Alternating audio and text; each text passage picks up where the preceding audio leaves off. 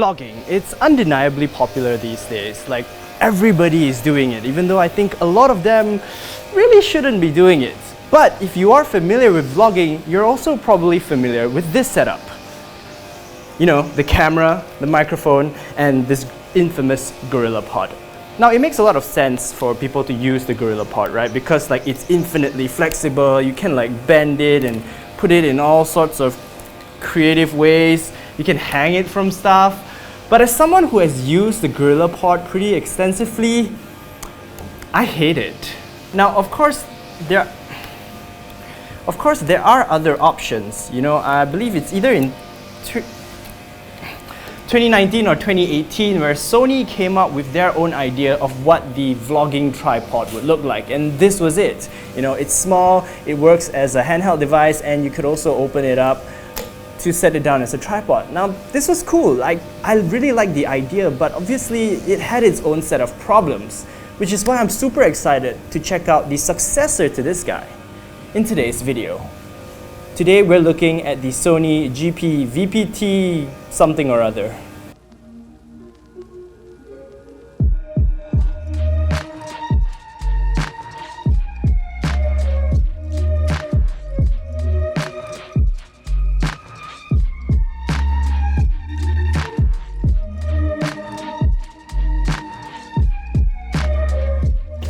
Now, obviously, there are quite a lot of differences between the new version and the old version. Like, for starters, the build quality on this thing is a lot sturdier. Like, it inspires a lot more confidence. Like, the legs, the arms, the mechanisms, everything feels more solid and more well put together. Like, it can take a bigger payload.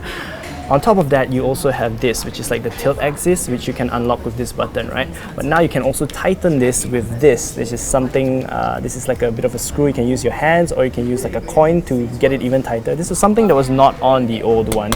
So it was only a button locking mechanism, which meant that like, I feel like the more you use it, the looser it will get, which is a little bit of a problem. On top of that, like, you know, this whole thing, it just doesn't feel as sturdy. Like the legs have a lot more flex. This part especially, like this plastic, does not inspire confidence. And this is not something that you have with the new version. So the new version is just this fixed piece, which means it has a lot more structural rigidity. So when I strap it onto a camera, like I don't feel the flex that I did with this one. Now, obviously, the other big thing is that this is a wired tripod, which means because there are like controls here for you to control it, right? So you have record, you have zooming, and you have photo. So this is wired, whereas this is Bluetooth. That means this connects completely and entirely with the built-in Bluetooth that's on the camera. So the problem with that is that it doesn't support all the cameras right now. This thing's actually really limited support, so you only have like the new sort of Sony cameras, and you know, I'll have all of them like up here right now. Like, it doesn't even work with the RX100 Mark V, which is actually the RX100 that we have in the office, and that's a little bit of a bummer for me lah. But I think like that's enough with the talk. Let's just see how this works as a vlogging setup. So I've got the A6600 here with a 16-55 lens and their Sony's new digital mic. And we're gonna find out. We're in a really beautiful place. Let's just go take a look.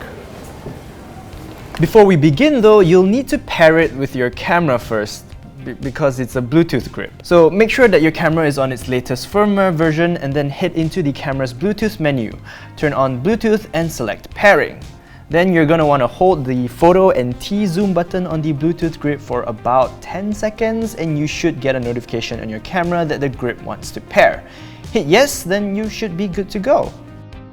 So now I've completely switched over to the Sony Bluetooth grip on the camera. Now I admit that this lens setup, like a 16-55 on an APS-C size sensor, isn't really ideal for vlogging. Like, it's not really wide enough, but as you can probably tell, like the framing is still okay on the Bluetooth grip, and also you can't really see my arm, which is like one of the main reasons that a lot of people use like the GorillaPods for. So I think like it still does its job.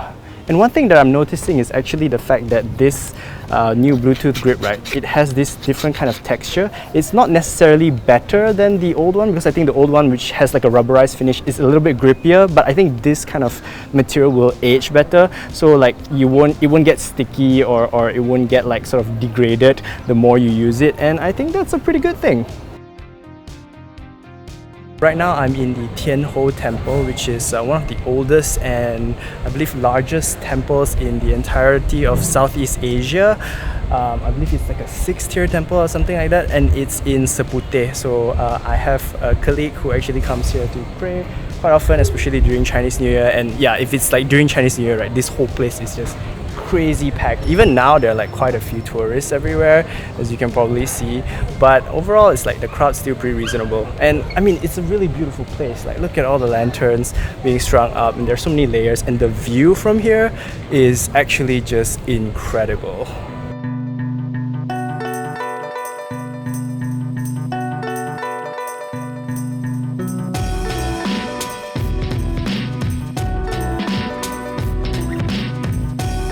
I could have just done this in the office, but I thought, like, you know, might as well show off some of the awesome places in Malaysia, right? But anyway, let's get back to the Bluetooth Grip. So one of the things that I didn't really like about the old one was that it was a little bit too short. With the new one though, it's just that bit longer, which helps with, number one, it helps with grip. Number two, it helps give me like a bit of a nicer angle, so I don't have to hold my hand so high. And number three, I can actually use it as like a method of stabilizing my shots. Like if I hold it up against my body, I can put it on like my chest and then put the eyepiece on my eye and then hold the lens, and then that gives me my sort of tripod 3 points of contact, which really helps with sort of handheld B-roll and keeping that steady. That being said, this payload here is pretty heavy and I think the footage is a little bit shaky, but I think if you have like a strong arm, then it's not so bad. I'll admit that, you know, this, I don't think it's really long enough. I would have liked it to be a little bit longer, but you know, it is what it is.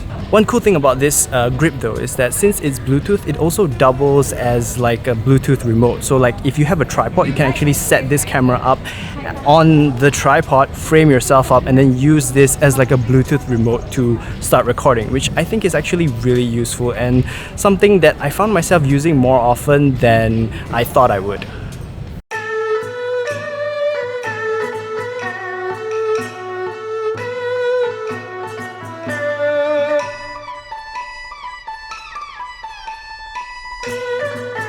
Okay, so a lot like the predecessor, this tripod also works as a handheld device, and if you open it up, boom, it works like a tripod, which is cool. Like, it's supporting like a pretty heavy payload, and it doesn't need to have that whole adjustment thing, because I think maybe the grip is stronger and you can like tilt it up, tilt it down, all that sort of thing. But here is the cool thing that I actually really like about this tripod, and it's this button over here. So with this, you can actually flip it around. So this button sort of locks and unlocks the head here.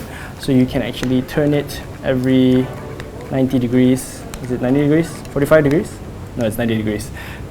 You can rotate it around. So if you have it, let's say down here, you can quickly sort of just rotate it around.